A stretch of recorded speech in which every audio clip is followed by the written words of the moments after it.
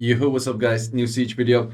And this is one of those sieges and things that I do that I don't recommend you to do. Because your guild will hate you for it in most cases.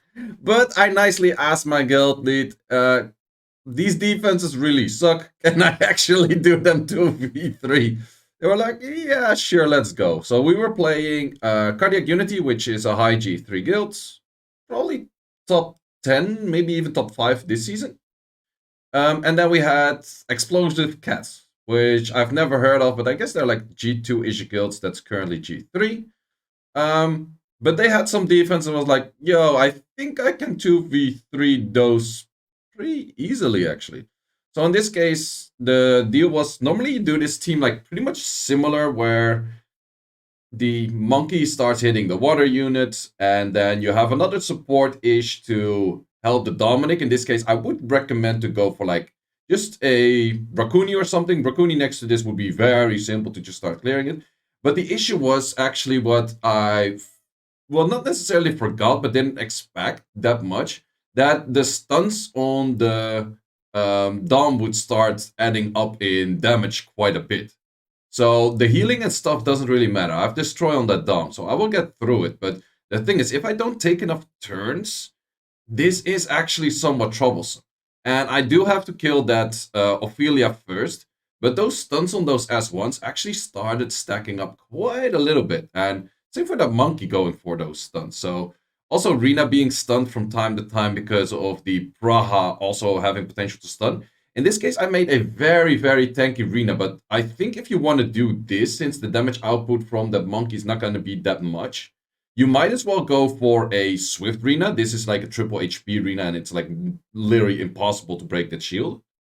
But there's no draw in this, so there's not really a point. So with that said, I should go for a fast Rina, and with a fast Rina, I would have actually been able to heal more. Because in this case, Dom is getting lower and lower. I do have some healing potential here and there, but it is somewhat strugglesome. And I would say definitely 2v3ing this. Getting that extra healing from that Rina would have definitely helped a bit more. But so far, so good, right? Like, we're destroying the HP. He's destroying slightly bit of my HP, but so far, so good. Nothing too much happening. Like, Rina's not dying in like a million years. She could proc like 1,000 times and wouldn't even matter a thing. But yeah, the Dom is getting somewhat lower on HP as well. And what is the trigger point for this monkey to actually start hitting the Dom? That is something that's arguably hard to explain sometimes, because sometimes it just goes for it and you're like, wait, what? That was not that bad. Like this one. Like, why did he suddenly go for an S2 switch when the Dom was at lower HP before than that? So I'm like, yeah, okay, I need that life drain kind of shit going on there. So I did do the life drain, but I got stunned and he started hitting it more, and that's where, yeah, you cannot kill this anymore. So maybe that's the reason why you shouldn't do this. But in hindsight, let's say I don't have that much experience with doing this dumb shit anymore. I haven't done this in a really long time. But I feel like there is definitely still good options to do this. But the thing is, if you go for 1-2v3, you kind of have to do more, simply because otherwise you end up with one attack left, which is useless. So I might as well do 2 more and then just waste it. Like, let's say I lose all 3, I would waste 2 technical attacks. Let's say I win the other 2, I didn't waste a single attack. Right? So I was like, okay, I better go in for it. So same idea. The only difference is that in this case, I do have a lot more healing. Alaya is a lot faster than the Rina was. And the Molong can actually counter as long as he doesn't get stripped by the Praha.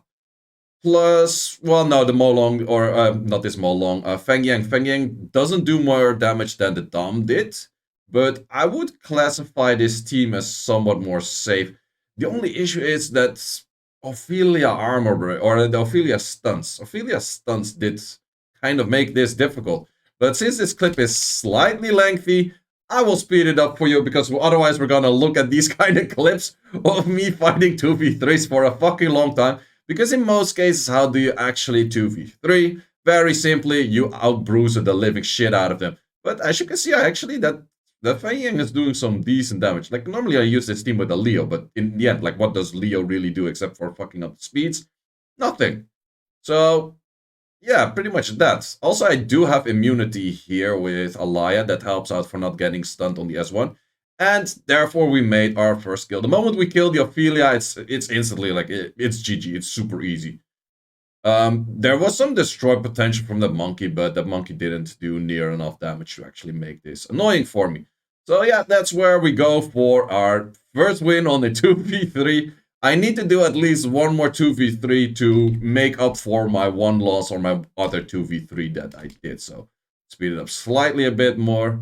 And there we go for not the final hit because you want to daydream. And there we go, final hit. Okay. Then going on with the next, I actually showed this Dom for the people that are interested in the runes. You can pause the video over there. We go in with the same thing. And Tetra is actually better with a Dom than Arena is, because Tetra is not... It can get armor broken, but it shakes off the armor break in half a turn as well. Technically, if the monkey goes really ham on procs, it could do quite some. But the healing that it can provide and also the shields that it can provide for the Dom are a lot more effective than Rina actually did in previous match. So therefore this is a lot better. Also the previous Dom was a lot more tanky, but it was at like 140-ish speed. This one is like close to 170-ish. So therefore it takes a lot more turns. Even if it gets stunned, it still proceeds to kill pretty fast. The Tetra does get a lot more destroyed than the Rina, of course, but for that reason, it is still a pretty good 2v3 clear. So how do you notice, like, okay, could I 2v3 clear it? Don't do it, your guild will hate it for you, or hate you for it. Oh yeah, and I had to wait to take this one, so you know that I win, but yeah, I just had to wait. So yeah, just going on to the next one. I went in for another 2v3. So that only means one thing. I have to do 2 more 2v3s after this. Was this a really tricky one? Yes, I would say so. But my bet was if I do this thing on the right, he starts going for an S3. I can actually, with that proc especially, I could have used S3. But he doesn't do near enough damage. What I can do right now is if I Oblivion, which was resisted here, then he wouldn't have the revive. That would have been super nice for me. So that didn't end up happening. So yeah, now we're in kind of tricky scenarios of, okay, also if I do the branding on this one, which the Oblivion hit on the last hit, and therefore it didn't do anything nice there as well. So yeah, I wish that skill would have actually killed me before, because then this would have, I would have been without dots and survived a bit longer. And that S1 actually gives myself dots as well. So in this case, if we don't get glanced a shit ton, I have 100 crit rate, 3 out of 3 glances, and then dying by what's it called, by dots. So yeah, the Ayuno actually had like the worst of the worst options in here. Maybe just bringing in a Tessa would have been better, but I felt like if it dies and then it dies another time, this thing would start doing shit ton of damage. So that was my idea for 2v3. So yeah, I do have to do 2 more 2v3s to make up for this lose again. Struggles! But we also have some normal matches, because I was like, yo, I'm not gonna do like 15 matches straight off all of that kind of nonsense, because A, they didn't have enough defenses for that I felt like I could do it on, and B, it's too much stress. Like, I'm not gonna lie, I'm not gonna do this stupid shit again. Too much effort for a little bit of content. But it's still kind of funny. So yeah, hitting this thing again. Hitting it with something that maybe you shouldn't hit it with. I did know everything was Will from the previous match. Maybe I should have taken more consideration of that you potentially don't strip everything. In this case, I actually didn't want to kill the demon as of yet. I kind of wanted to keep the demon in last. Main reason for that is if you keep in the demon for last the moment he uses his S2, or he just doesn't proc the passive. So if he used S2 on the Kaki, I would have probably had an issue. I'm not gonna lie, I probably would have had an issue. But if you kill one, and in this case I kind of needed my S2 here, but I was very lucky for that thing to go S2 on the middle one. But however, if he went on the, I think he would have revived Theomar. So with that, I think I would have been fine. So yeah, few more hits, the good Poseidon. Whoops, already skipping forward. being hasty. Nah. So yeah, moment that I land everything, it's super easy. Moment that I miss something, Poseidon still has potential of either despair stunning, pushing back, all of the kind of Gucci stuff. A dump proccing like 16 times at this moment would actually kill your team most likely, but he didn't, so we win. And then going in for another 2v3. This one was pretty interesting, and the main reason I could 2v3 here is because they don't have any kill potential on Susanoo all too much. Plus, I had a Swift Elusia in this case to actually outspeed them and just give the S3 to something. Like, if the Robo was non-will, I would have done it on that one. If the Hyenas was off-will, I would have done it on that one. So, with that, this was actually like a super clean 2v3. Those are somewhat hard to spot sometimes, but that's why you can see that you can really craft like super solid offenses that you don't have to blame procs. Like, literally, it's this easy to win. Like, this was the cleanest of 2v3s. Then bring in my favorite cat team. Only issue is, do you really want to bring this team into a Thessarian? I was not that sure about that because that thing hurts. Like, if I would have proc that would have been a dead one. Like, a hell of that one. So, yeah, maybe this is not the most solid of teams into that. But it's still a nice team. I like to use this team. It's so good. The freaking cat is so cool. Cat damage. So yeah, that it does hurt. This has hurt or can hurt. Yeah, but the cat also hurts. 21k damage. Yeah, the thing is, I kind of want to put it on crit rate, but thing is also, if he starts getting hits, if he's on crit rate, he's going to die pretty fucking fast, I think. So just having the HP in there is nice. Maybe I should go for some subs. I don't know. Because the critters do a lot more damage. But yeah, cat team prevails. I think even with a 2v3, this team can get pretty far. Just Josephine plus what's it called? Josephine plus Annabelle would do pretty good in gen. Had to wait out the hit here for having a good timing. We're going on to the next. Yay, Tian Lang, we're throwing LDs at LDs. It's funny, actually, since recent patch, you can see what's the best offense of someone. Apparently, this is my best offense. So this is my offense that I have the highest win rate on, which is pretty interesting, actually, because it's a Bruiser matchup that I actually pick into a bunch of things that you don't like super hard counter. Like, for example, the Molly kind of counters me, but this team just has so much Bruiser potential that apparently this is like a super high winner for me. It's a pretty decent rune, I would say, but I was like, yo, that's actually surprised that this would be my best team. I would probably say that my Josie Manx team pretty much never loses, but I haven't been using it that much. I would say that my Mo team with Lima and Dominic pretty much never loses. But apparently this one is the highest of win rates, which is pretty interesting. So you can check that in game also for your guildies and stuff like that. Then we had, of course, one more 2v3 to go for. And this is a very simple one. Dominic on Destroy, Vampire, let's go. Issue is Molly better or worse than Tetra in this case? Molly doesn't shake off armor breaks. It's less likely to get armor broken. But in a very lengthy fight, even on 100 res, it is going to get armor broken at some point. So let's speed this up a little bit because this shit goes pretty slow. I was also like, okay, wait, what should I actually hit? I think I still have to hit the Josie. Funny enough, like this Praha started dying. I'm like, yo, can I maybe snipe out this Praha or some shit?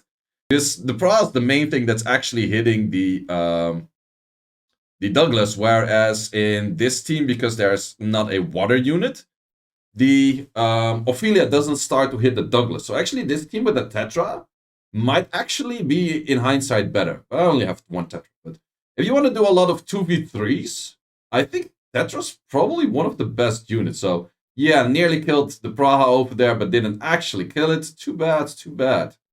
But pretty close, though. Pretty close. Actually, Praha, in a sense, on the S3 kind of counters Douglas as well. Yeah, that's the issue. Like, shaking armor break off is a lot more difficult for a Molly. But Praha S3 makes it that you get slept, and on a sleep you can never glance. So even the monkey would never glance on that unit. You actually land an armor break just now. So yeah, now we have 3 units hitting the Douglas, and that's where Douglas actually shines the most. So I could have 1v3 this, like, by the looks of it. But issue is, the moment that the enemy has shield, you don't vampire, because you don't do damage. So you need actually the damage to vamp. Good thing there's like a decent amount of destroy stuff going on. Without destroy, I would have never been able to do that. Like, that's a very key factor. If you want a 2v3, you need that destroy. Otherwise, no way. Pretty much. While the Susanoo team was actually that solid, I didn't need destroy. But it's no, wait. If they have heals, you need destroy. That's a good fact, because that team didn't have any heals. Also, most of the time, teams that don't have healing are more susceptible to 2v3s. Teams that only have one force damage dealer into one specific thing, for example, a Xingzi, which is no armor breaks on anything else unless something very low HP, apparently. That makes things good. But for some reason, I was like, yo, this Josephine S1 is actually landing a shit ton. Like, the Bra is missing a lot of the, or like glancing a lot of the hits, but the Josephine S1 is actually, it's starting to get to hurt and not to counter. And this Douglas is pretty high attack, but and yeah, we do succeed. So we made up for the 2 loses that we have, because with this I can do 12 attacks, and I can potentially still get 10 out of 12, right? Never do this, really, never do this. So yeah, then the final fight, and I only had 3 hits left. I was like, yo, I gotta do something normal. Like, fuck this shit. I already used both of my DOMs, so I couldn't use this team with the typical DOM that I normally do. So I was like, yeah, we're just going to simple clear this, not make a freaking mess out of it. That's a lot of HP, but I think we're Gucci. Perna, I don't like it the way you do me like that. I don't like why you do me like that. Pernas. So yeah, if I was stunned there, would I have had an issue? Maybe. This team with the Dom is a lot better, so yikes. Yikes. That hurts. That hurts. Yeah, I guess the Coco works a lot better with some protection or no possibilities of getting stripped. This was actually kind of a stupid team, but Lima and Mo is still pretty freaking strong. And yeet that. Okay, we nearly kill ourselves. We actually pretty much kill ourselves, but we have that hit going on. Monkey goes 3 times. We don't give a shit. So yeah, we actually still did 10 wins when doing 12 offenses. That is pretty interesting. Like, legit, boys, never do this shit. Like, I'm also not planning to do this shit, like, pretty much anytime, any soon anymore. Did pick up quite a bunch of experience of how to do 2v3s, but in most cases, you don't want to do this. So guys, hope you enjoyed this video. Something else slightly different. Let me know in the comments what you thought about it. Like this video if you haven't yet. Subscribe to the channel, hit that notification bell, and see you in the next one.